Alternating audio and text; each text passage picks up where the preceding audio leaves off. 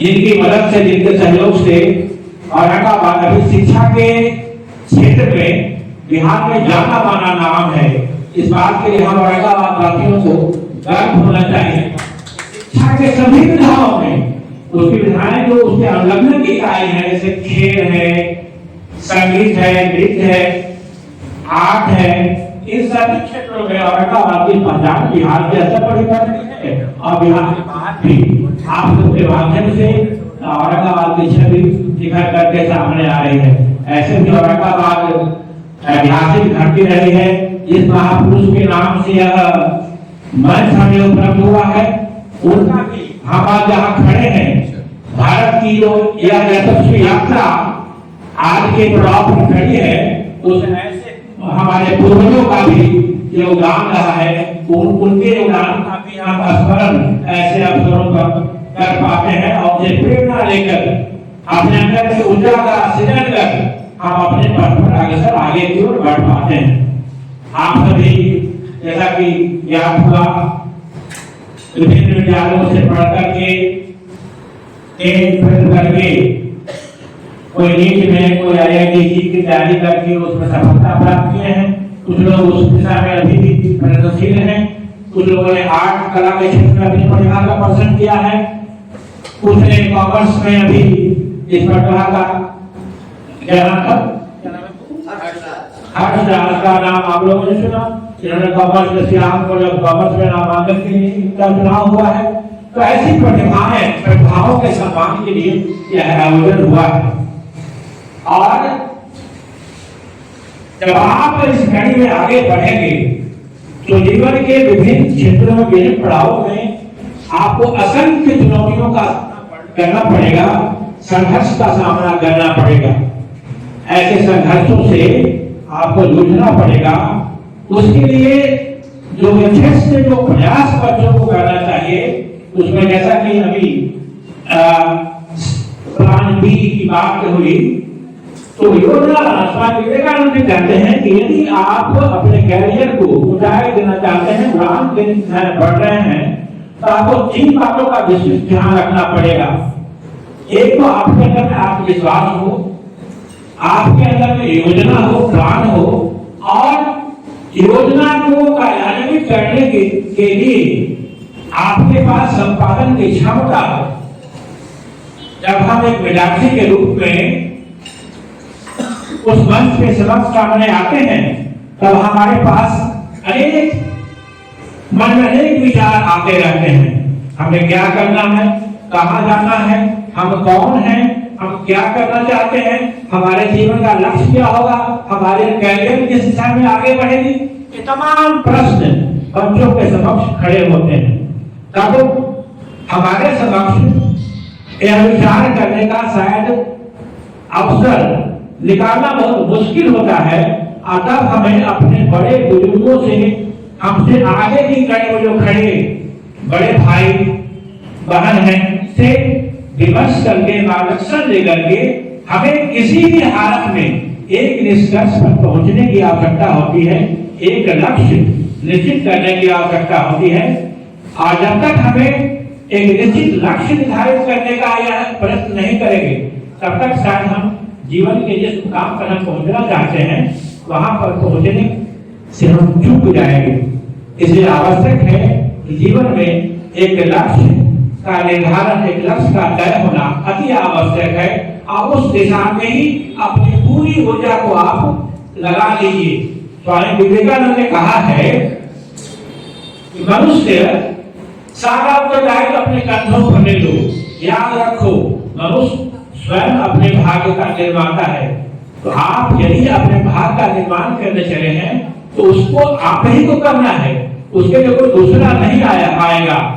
उन्हीं का यह भी कथन है कि everything is with you, you can do anything and everything.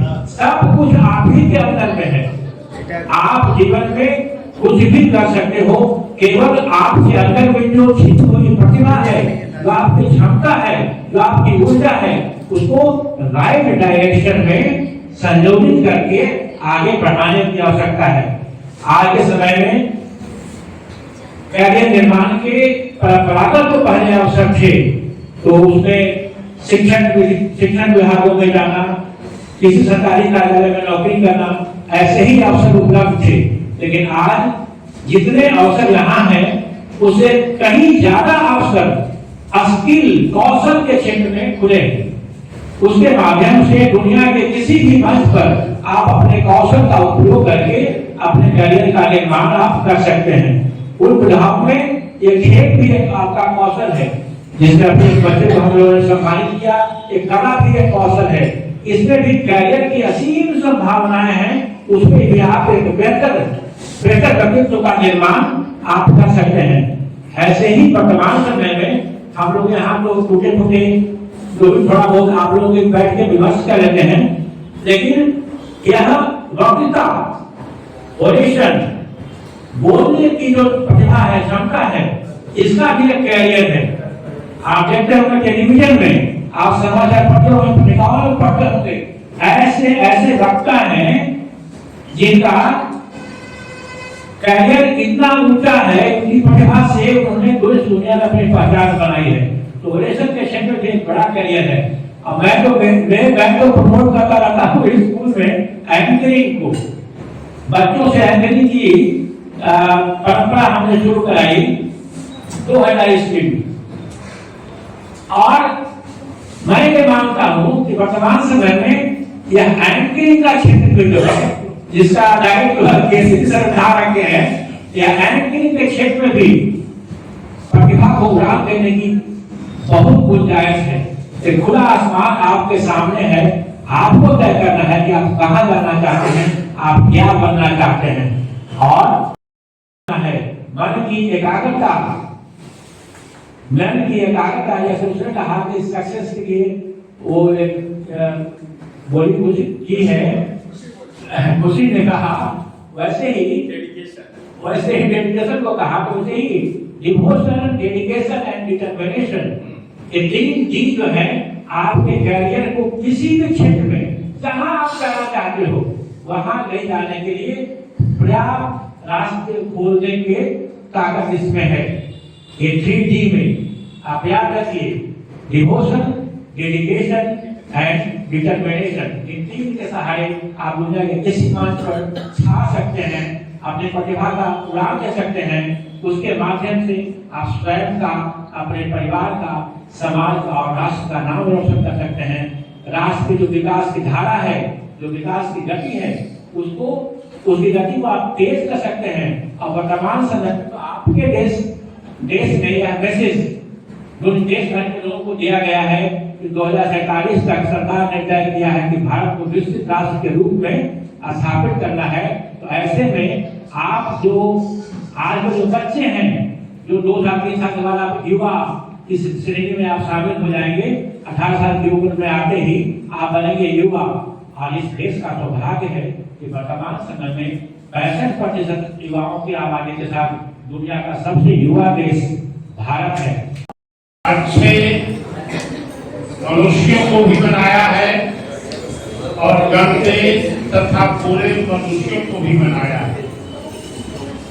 हम और आप प्रतिदिन देखते हैं कि हमारे समाज के बहुत लोग दिन के उजाले में अपनी तमाम ऊर्जा और अपनी तमाम बुद्धि दूसरों को धोखा देने में, दूसरों से छल कपट करने में, दूसरों की संपत्ति और जमीन जायदाद को छीनने और हड़पने में अपनी सारी बुद्धि लगा रहे हैं। वे लोग रात में जब सोते हैं तो मैं अनुमान करता हूं कि नींद में भी वे जरूर यह देखते होंगे और सोचते होंगे कि फलना की संपत्ति को मैं कैसे अर्जित करूं, उसकी जमीन को मैं कैसे हड़पूं।